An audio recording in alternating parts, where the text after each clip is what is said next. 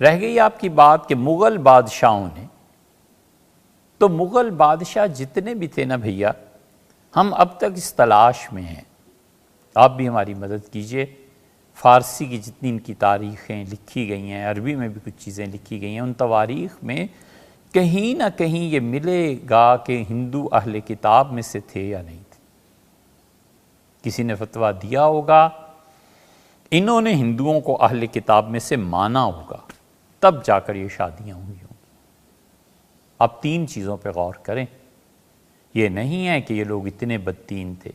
بابر بادشاہ کی بیٹی نے بابر سے کہا، بابر بادشاہ سے، کہ میں قرآن پاک کی تفسیر پڑھنا چاہتی ہوں۔ تو انہوں نے ایک عالم دین مقرر کر دیے۔ تو بیٹی نے چند دن بعد عرض کیا کہ بہت لمبی تقریریں کرتے ہیں۔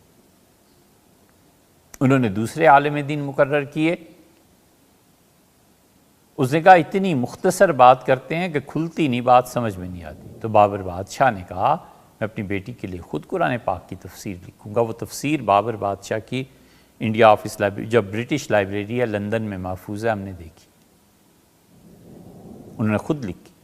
جو آدمی اس درجے کا آدمی ہو اور جس کی اولاد ہمایوں، جو آذان کا اتنا احترام تھا کہ ان کی وفات سے پہلے سارے مغل بادشاہوں میں ستاروں کا ماہر اتنا کوئی نہیں گزرا۔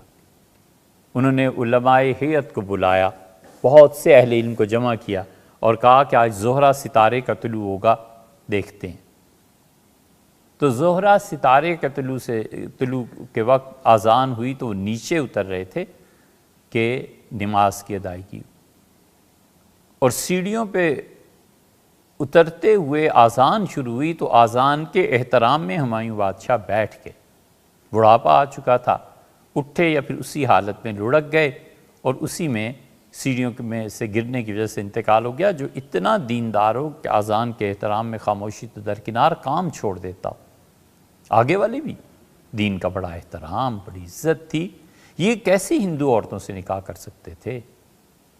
انہیں کوئی نہ کوئی فتویٰ ملا ہوگا اور پھر انہوں نے نکاح کیا ہوگا۔ ایک بات تو یہ۔ دوسرے، اورنگزیب عالمگیر رحمۃ اللہ علیہ جیسا آدمی، اتنا متدین اور اتنا فقیہ، جسے لوگوں نے، اہل نظر نے، بعض حضرات نے اپنی صدی کا مجدد شمار کیا ہے، اور جو فتاوی عالمگیری جیسی کتاب مرتب کرائے اور بڑے بڑے مفتی اس کے سامنے بیٹھتے ہوئے گھبرائیں، اور ایک کوئی چیز پڑھ رہے تھے تو انہوں نے بس صرف اتنا پوچھا کہ ان چیز یہ کیا ہے، تو مفتی صاحب کے چھکے چھوٹ گئے، معذرت کی کہ کل پھر آؤں گا۔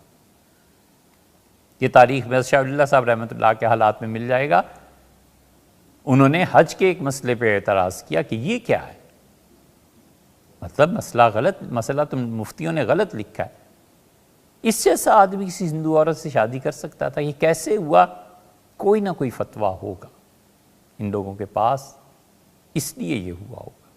لیکن یہ ہمارا قیاس ہے، ہم تلاش میں ہیں کہ خدا کرے اب تو مطالعے کی اتنی رہی نہیں، لیکن آپ بھی مدد کیجئے، جو اسے سن رہے ہیں آپ پڑھیے، اور کہیں نہ کہیں یہ چیز آئے گی۔ یہ مغل بادشاہوں پہ ایک الزام ہے اور مسلمانوں پہ ایک الزام ہے۔ مغل بادشاہ تو بات کی بات ہے، مسلمانوں پہ ایک الزام ہے، اور چاہیے کہ ہم تاریخ میں اس کی جستجو کریں اور واضح موقف اختیار کریں کہ ان سب نے غلط کام کیا، بھئی یہ گناہگار ہوئے، جو کچھ بھی ہوا سو ہوا، اللہ انہیں اور ہمیں معاف کرے۔ اور یہ واضح موقف آنا چاہیے کہ یہ تھا وہ جزیہ اور فلاں نے فتویٰ دیا تھا۔ اور تیسری بات یہ ہے کہ حضرت مرزا مظہر جان جانا رحمۃ اللہ علیہ، یہ بالکل آخری دور کے ہیں حضرت، یعنی حضرت مرزا مظہر جان جانا رحمۃ اللہ علیہ اور شاہ عالم بادشاہ دہلی آپس میں خالہ زاد تھے، اور حضرت مرزا مظہر جان جانا رحمۃ اللہ علیہ نے ہندوؤں کو اہل کتاب میں شمار کیا ہے۔